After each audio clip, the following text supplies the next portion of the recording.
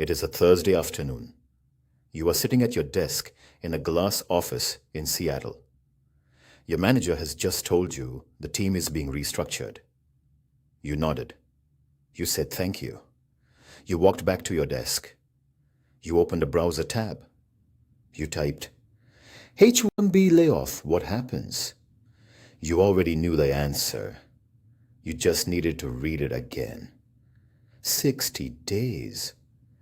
You have 60 days. This is what nobody told you about the H1B. You were 23 years old when you first heard the number, 65,000. That is how many H1B visas are available each year. That is also how many applications arrive in the first week. A lottery. Your company filed on your behalf. You waited. You got selected. You felt lucky. You were lucky. What nobody told you is what lucky costs. The H1B is a work visa. That is the simple version. The real version is harder to say out loud. The H1B is a contract between you and a company, not between you and America. Between you and a company. The company can end the contract. America cannot stop them. You cannot stop them.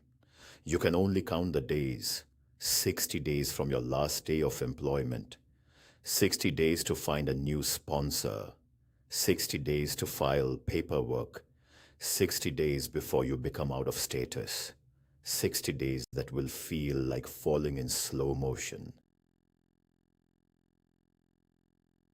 You tell yourself, this will never happen to you. You are good at your job. You exceed expectations. You have never missed a deadline. You have never been in a PIP.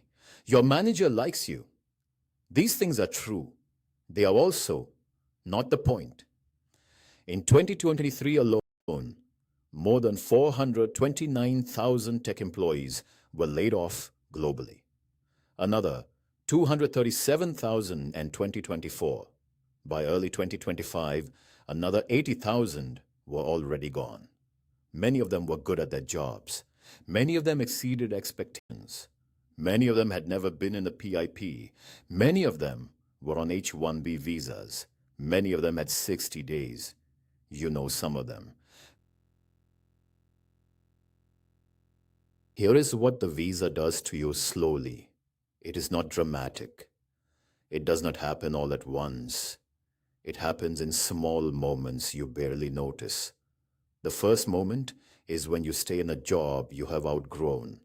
Not because you want to, because switching takes time. New employer, new petition, new waiting period. The math doesn't always work. So you stay. You optimize inside the cage. You get better at the job you... The second moment is when you stop saying certain things at work. Not important things, just honest things.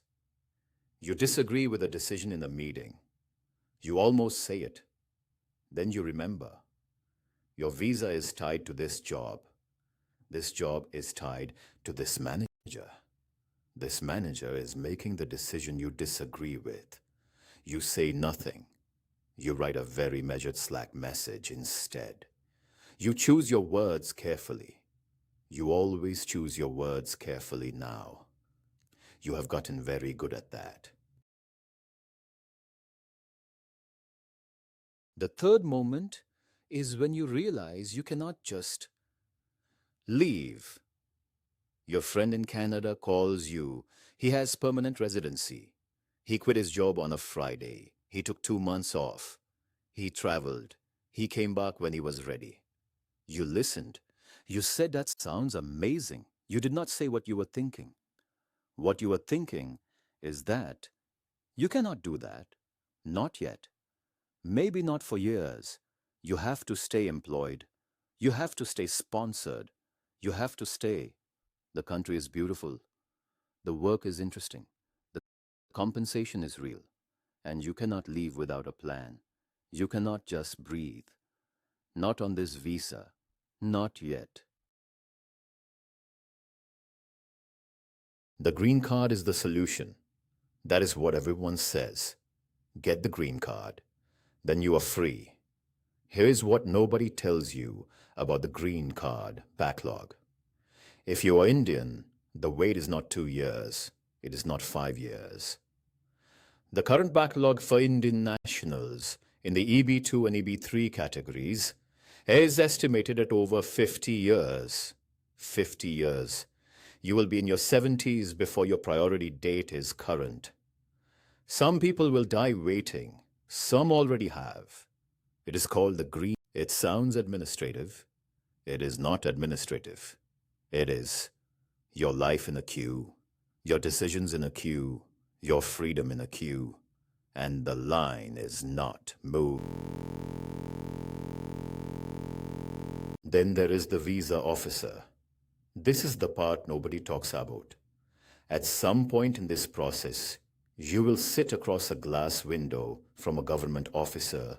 You will have a folder of documents, tax returns, employment letters, proof of ties to home country, years of your life organized into a manila folder. And on the other side of that glass is one person, one bald man who had a fight with his wife the night before, who did not sleep well, who has already interviewed 40 people today, who is tired, who is not having a good week. And in 7 minutes, he will decide whether you stay in this country, whether your career continues, whether your family situation makes sense, whether the last 8 years of your life hold together or fall apart. 7 minutes. One man, one bad morning. That is the system. You smile. You answer clearly. You do not show what you are feeling. You never show what you are feeling. Then you open X. This is the part that nobody prepares you for either. You have just finished a 60-hour week. You ship something real. You are tired in the good way. You open your phone, and there it is. A thread with 10,000 likes. E-workers are stealing American jobs. They are cheap labor imported to replace real workers. They should go back. You read it. You keep reading. The replies are worse. Some have blue check marks. Some have hundreds of thousands of followers. Some are politicians. And they are talking about you, not about a policy, about you. You make $250,000 a year. You pay more in taxes than most of those commenters make. You have filed 11 different government forms to be here legally. You have waited in every queue. You have followed every rule. And you are called cheap labor. You are called a job thief. You are called a visa fraud. You close the app. You open it again 5 minutes later. You don't know why. You already know it will be the same. You put your phone face down on the table. You sit with it for a moment. This is also something you do not say out loud at work. You are not supposed to be bothered by it. You are supposed to be above it. You are not above it. Nobody is above it. You just get better at pretending. Here is the thing about the H1B that nobody puts in the immigration forums. It is not just a visa. It is a posture. It teaches you to be careful, to be grateful, to be quiet, to perform stability even when you don't feel stable, to smile in photos for LinkedIn, to say everything is going well when your manager asks, to answer how are you with fine, always fine, because the alternative is complicated. And complicated is a risk you cannot afford. Not right now. Not on this visa. Not while the green card backlog keeps growing. Not while the clock is running. Somewhere right now, a 22-year-old in India is celebrating. His H1B was selected in the lottery. He called his parents. His mother cried. His father told everyone. They are proud. They should be. It is hard to get selected. He worked for this. He deserves this. He is about to board a flight to a country that will give him more than he imagined. More money, more opportunity, more of everything. It will also give him something he did not apply for. A quiet, kind of careful, a permanent, a number he will never fully stop counting. 60 days. He will learn what that means. Everyone does. Usually alone. Usually late at night. Usually after reading the same forum thread for the third time. Looking for a different answer, the same one. The visa is real. The opportunity is real. The 60 days are also real. Nobody told you to hold all three at once.